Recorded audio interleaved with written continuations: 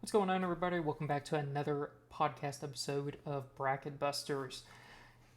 If you didn't know, you missed a lot out on last Friday. So we had three more teams realigning into new conferences. We had Missouri State leaving the Missouri Valley Conference and joining Conference USA. And then we had Seattle U and Grand Canyon leaving the WAC to join the WCC. So realignment's really nothing new this day and age between the NIL money, college football increasing the revenue, and college football kind of taking dominance over college basketball and other athletic sports.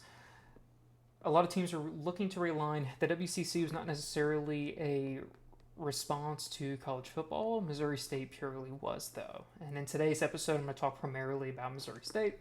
If you don't follow me on Substack already and read some of our articles, I recommend subscribing to Substack, as this week we'll be posting an article as well discussing Seattle U and Grand Canyon's moves into the WCC. But for today's purposes, we're going to be talking specifically about Missouri State.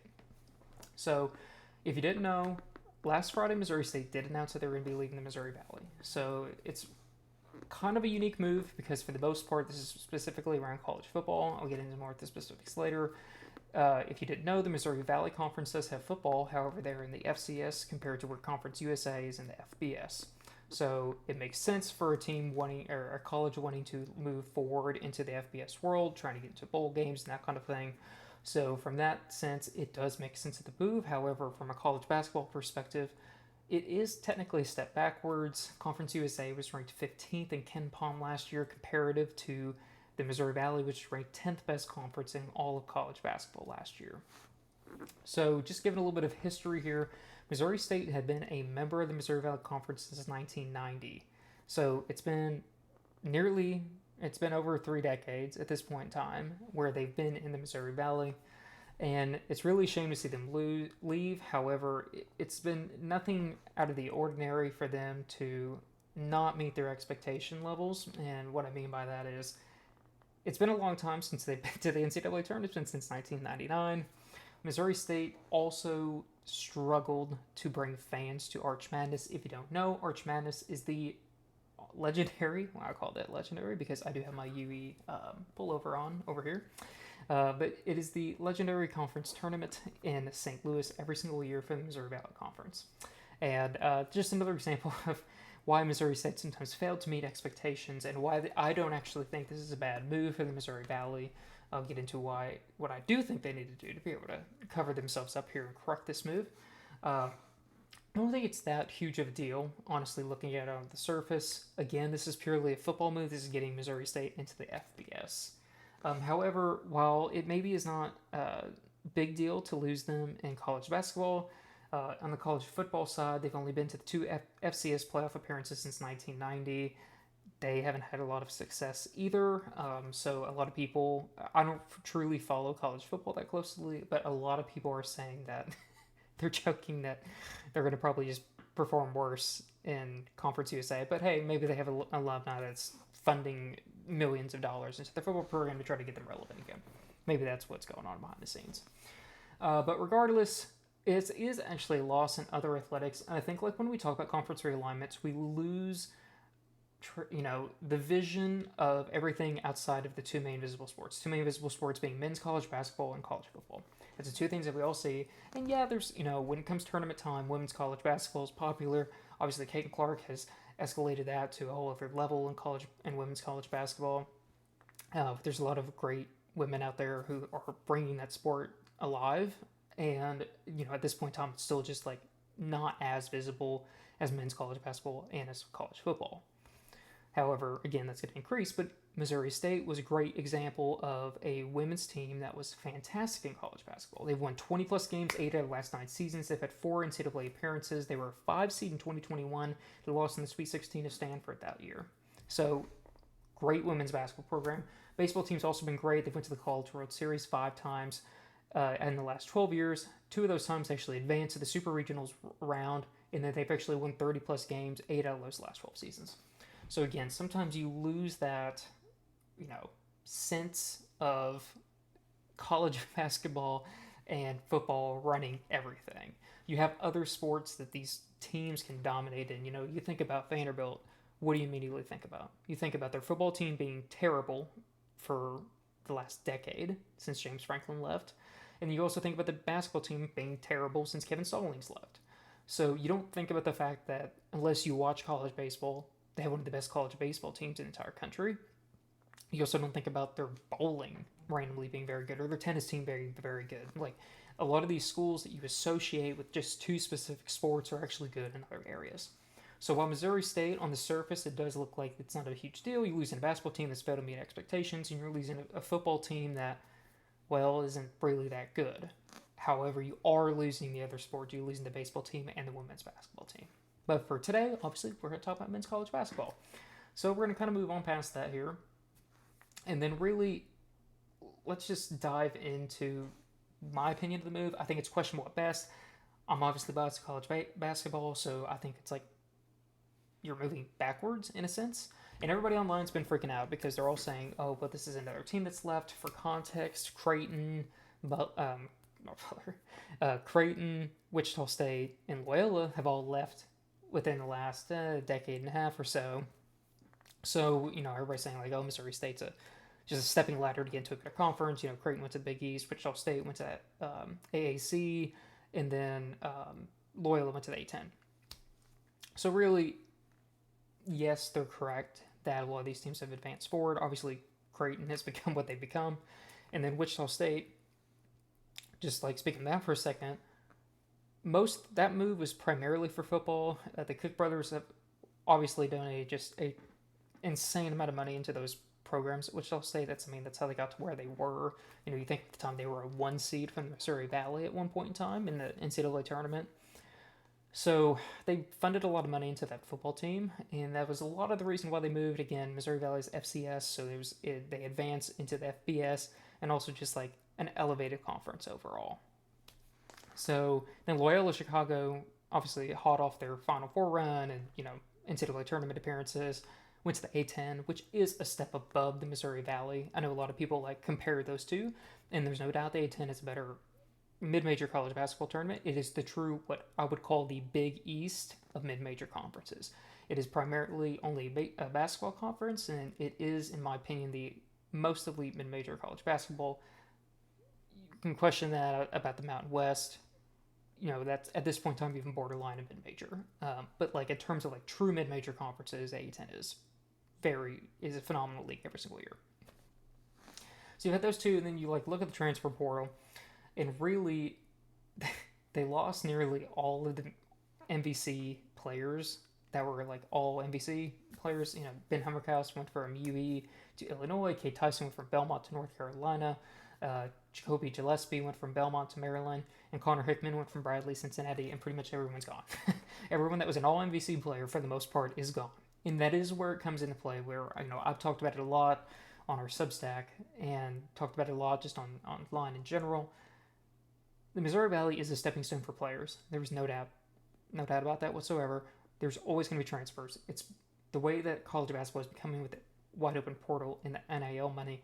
The Missouri Valley is going to be that stepping stone where you can come down, perform, and then you can go up to a major conference. You can go up to the SEC, the Big Ten. You can go up to all those, make more money, and play for those big schools. That is unfortunately what it's becoming, and that shouldn't be anything of a surprise. So it is a little bit of a similar thing for actual schools themselves. I think you're going to see another school leave eventually. I think you see a Belmont join the A10, or you see Illinois State move to the MAC for football. I think both of those are possibilities, and you never know what else is possibly on the table. It really just depends on what a conference needs in terms of an extra school at that time, or if another school moves, or whatever the case is. We're going to see a lot more realignment over the next probably decade, simply for the fact that it is still trying to figure out what is going on with NIL money. Attendance is going to be down across the board. That is a known fact. If you don't know about that, I'd recommend Googling about it. It is becoming a major problem, especially for small private universities. So let's just kind of dive back into Missouri State. I think we kind of went off the track a little bit there. So Missouri State's leaving, so there's now an open spot. Missouri Valley for the longest time only had 10 teams in there, but then they went up to 12 when Belmont and Murray State joined a couple of years ago. So now they're back to 11. Most conferences prefer not to have an odd number. The A10 does. It's a little bit of exception to what the power schools do. So what direction does the Missouri Valley take? So I've seen a lot of things thrown out on the internet and I have my own personal opinions. And again, I want to add that I have no sources on this. I have talked to one person who has mentioned a couple of things in terms of maybe the direction that they're heading. For what it's worth, if that person is accurate, there's a lot of things on the board that could be happening. There's no guarantee that they could, another school could leave in a couple years. Maybe they stay odd until that happens, or they add another school, or they when that person leaves, they go to 10. There's a lot of things on the board at this point in time. So my opinion is we need to fill this spot with a splash. So what do I mean by that? Whenever they were going in to fill Loyola's spot, there was a lot of talk about like who was going to fill that role, and there was a heavy research done on both Omaha and UMKC. Those of you that don't know, UMKC is the University of Missouri, Kansas City. So why do I think that's bad? I think these two schools would be a mistake to fill with it, and my fear is the Missouri Valley no longer has a team in Missouri. So I think UMKC might get a really hard look. Don't know that for sure, obviously, but it does make sense for them to get looked at because they do fill that spot. I mean, the tournament's in St. Louis every year, and geographically it does make sense, and the conference called Missouri Valley Conference. So why do I not want these two schools? So we already have two schools in the conference that struggled mightily in both UIC and Valpo. Per UIC's website, they averaged 1,954 people a game. I'm going to be honest with you, I watch pretty much every single Missouri Valley game, and there's no way that's actually accurate. That's probably tickets sold. That's not true attendance, because there was a lot of games at UIC that it was just completely empty stadium. And I know back when they had some good teams, like in the mid-2000s, that they did draw, but this day and age, a lot of these like really major city, smaller schools just don't draw. They do have a new coach, and I think they're building a really nice team, so perhaps if they get some winning seasons behind them, that can change, but at this point in time, they are kind of an outlier in the Missouri Valley. The other outlier is Valpo. Valpo only averaged 1,478 a game. They pretty much played in a high school gym, so that one's 100% believable, and Valpo has struggled mightily since the Drews left. So those, you already have two schools that are kind of like outliers from the rest of the pack. I know a lot of people are going to say, oh, Evansville struggled a lot recently, and yes, I'm an Evansville alumni, but I can tell you right now, they're turning it around. They went 17 and 18 last season, and they've always been good in attendance. Despite being horrendous for the last several years, they still averaged 4,600 a game, and they were fifth in Missouri Valley. So, even though, yes, the performance over the last several years have been bad, David Reichl's turning that ship around. They still draw attendance, so we're going to take them out of this equation. So you already have two schools who have pretty poor attendance and poor performance records to go with that. So UMKC last season averaged 1,130 people a game. They've never had a 20-plus win season, and they've never been to the NCAA tournament. There's no reason to add them to the Missouri Valley. Omaha, for comparison, was another school that was heavily looked at. They averaged 2,079 a game, and their history is really not much better than UMKC. They've never been to the NCAA tournament, and they've only had one 20-plus win season. And then three out of the last 4 seasons, they haven't even won 10 games. So really, no sense in adding either of those. You already have two people who struggle in UIC and Valpo to compete with the rest of the league. Why bring another one in? And they already struggle at their conferences that are significantly ranked lower than the Missouri Valley. So with that being said, who am I advocating for? So I presented 3 options that I think all provide a unique scenario in terms of like the direction that this conference can go. I'm going to present to St. Thomas, Wright State, and Northern Kentucky. So I'm going to list this off in order of preference. Let's start with Northern Kentucky because they would be my number 1 preference. They're probably the most appealing. So since transitioning to D1 in 2012, they've had 6 20-plus win seasons. They've had 3 NCAA tournament appearances. And in terms of attendance, they've averaged 3,270 a game. Already much better than USC, Valpo, way better than the other 2 schools I mentioned in terms of UIC and Omaha. So it's a kind of a no-brainer, in my opinion, for them to join the Missouri Valley. They would provide probably an immediate success. They fit geographically. Actually, if anything, they open up a new market in Cincinnati, where the Missouri Valley has no presence in currently whatsoever. They have a fan base that cares. And another positive, in my opinion, is they don't have a football program. So if you can find a school that is successful and doesn't have a football program, really your only risk is them joining the A10 or a power conference. And Northern Kentucky is not going to be joining a power conference at any point in time soon. The A10 is always a possibility to gobble up someone from the Missouri Valley, but I don't foresee that happening. Wright State is also another appealing option. They've been to 2 NCAA tournaments in the last 7 seasons. They finished with 20-plus wins 12 times since 2007. Their head coach, Scott Nagy, actually took the job at Southern Illinois in the Missouri Valley this past offseason. They averaged 4,067 a game, and they led the Horizon League in conference game attendance, which was just slightly ahead of second place Northern Kentucky. They also don't have a true college football team. They do have a club team that obviously that does count. So you're looking at 2 schools from the Horizon League who both don't have football teams, both have a lot of success in the recent years. I think I would slightly prefer Northern Kentucky simply for the fact that I think they have a lot of momentum going for them, but also Wright State would be a great addition as well. So I wanted to think a little bit outside the box in this last one. A lot of you probably don't know who St. Thomas is unless you're a true mid-major fan. They're my flyer pick here. They were talked about briefly whenever they were transitioning from D3 to Division I a couple seasons ago as a potential addition to the Missouri Valley. But their upside is super intriguing here. So they transitioned in 2021 from D3 to D1. They finished 19-14 in their second season and 20-13 last season, just in their third year. So a lot of success for a school jumping from D3 to D1. They're still building up a culture and fan base. They only average 1,307 a game, but I want to take a real key point here away from this. Their stadium only holds 1,800. So you might be thinking, well, why the heck am I suggesting an 1,800 cap stadium school, a small school in Minnesota, to be joining the Missouri Valley? Well, here's why. So they have some really rich alumni who are donating a lot of money to that school to make it popular. So Lee and Peggy Anderson already donated $60 million to build a student center, and now they're donating $75 million to build a brand new stadium, which is going to be hockey and basketball, total cap of 8,000. So St. Thomas is gearing up to become a legitimate school in some mid-major conference. Why not make that the Missouri Valley? The only caveat is they do have football, and the football program's actually very good. They only lost 1 game last year. They're one of the best for a school, again, that literally just transitioned from D3 to D1. So obviously their football program's playing the FCS. So what I fear is if they are pouring a lot of money into this athletic program, then they might not care to join the Missouri Valley if they're just going to jump ship to, let's say, again, joining a conference like the MAC. That way their football program can play FBS.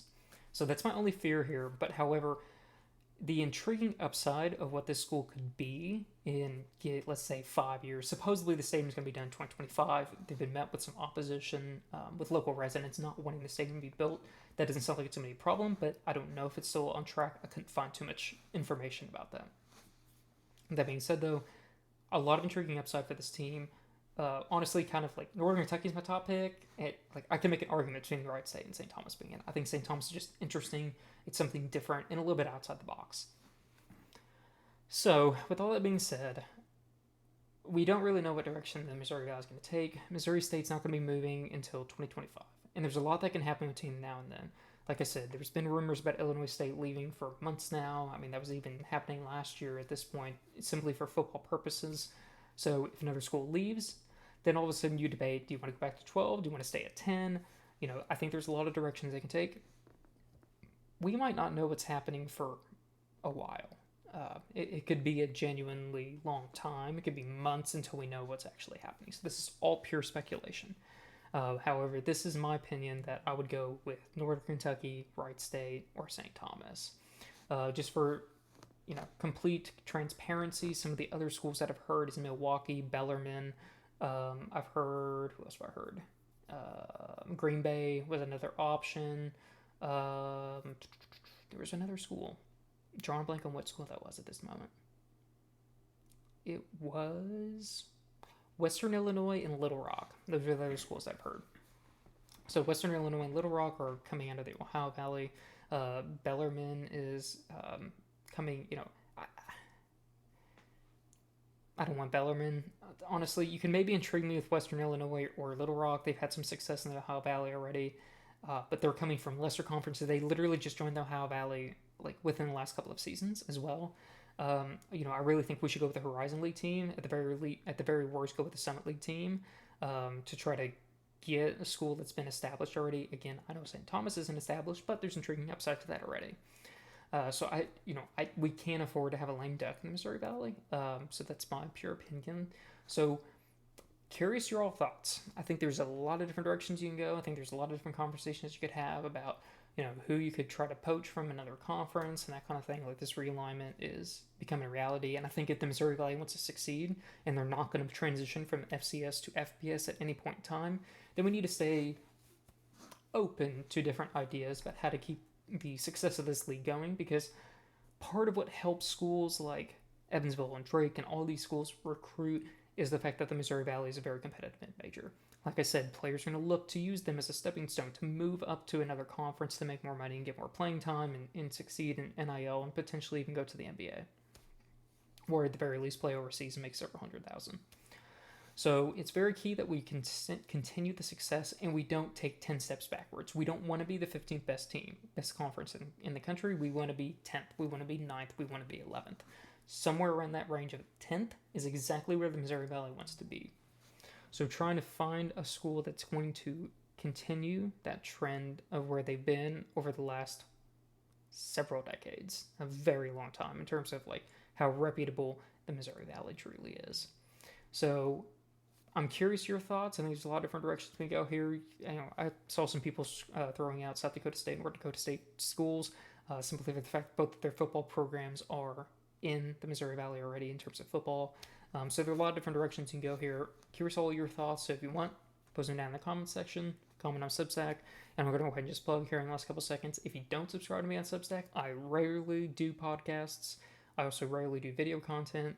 Might do some more radio content here during the off season, but primarily you're going to get my content from Substack. So make sure to look at the links down below in the description and give me a subscription. That doesn't sound right, but we're going to go with that. Anyway, thank you.